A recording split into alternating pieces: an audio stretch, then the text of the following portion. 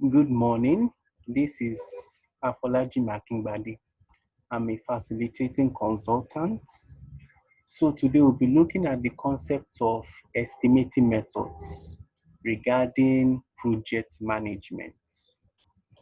Estimating methods are usually used to estimate the cost, duration, or amount of resources needed to deliver on project activities. The estimating methods can also be used to determine the amount of financial resources, the duration, or the amount of resources generally needed to deliver on activities involved in your job or business. So we'll be looking at four methods today. The first one is analogous or top-down approach. In analogous or top-down approach, we make reference to a past or similar activity. So for example, if activity A on an old project we worked on took 20 working days, once we have the same activity A in our current project, we estimate the duration of the same activity A in our current project to be 20 working days. Then in analogous or top-down approach, we also use a top-down approach. What that means simply is, for example, we can estimate the total cost of building a house to be, let's say, 20 million naira, for example.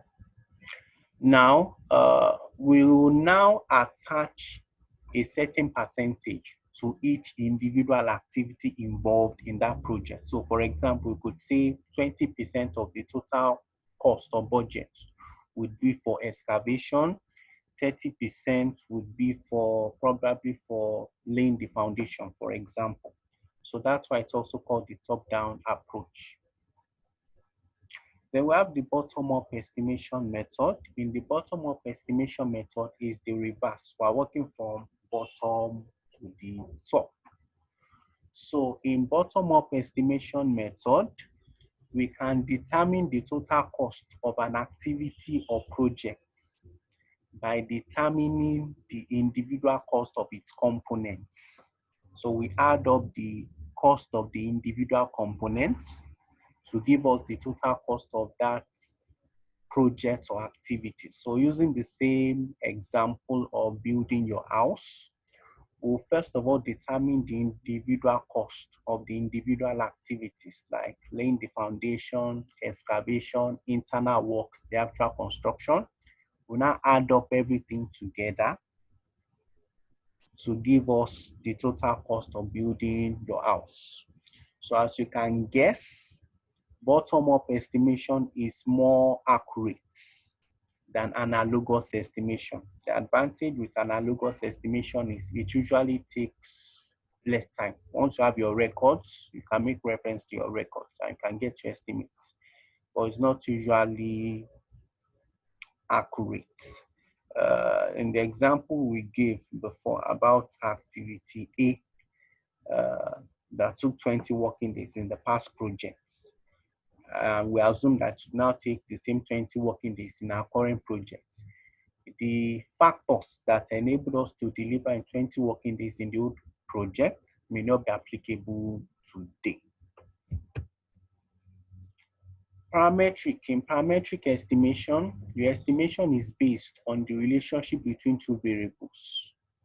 So for example, there's a relationship between the dollar currency and the naira currency, where $1 is about 386 naira. So if we know that relationship, we can estimate the value of $10,000, for example. So the good thing about parametric estimation is it is usually accurate and easy and quick to determine. Then we have Monte Carlo simulation or computerized method. This involves the use of a software.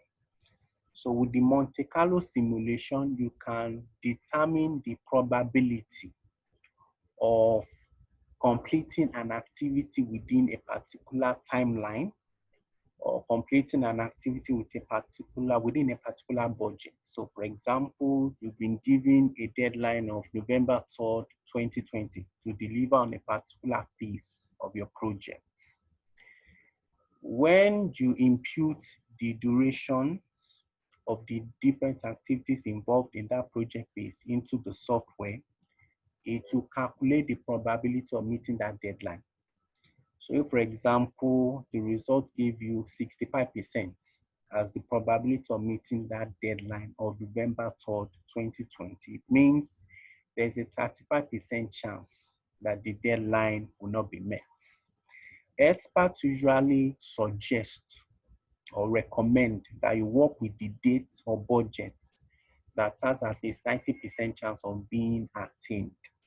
So if, for example, January 3rd, 2021 gave you a probability of 90% of being attained, it's advisable you work with January 3rd, 2021.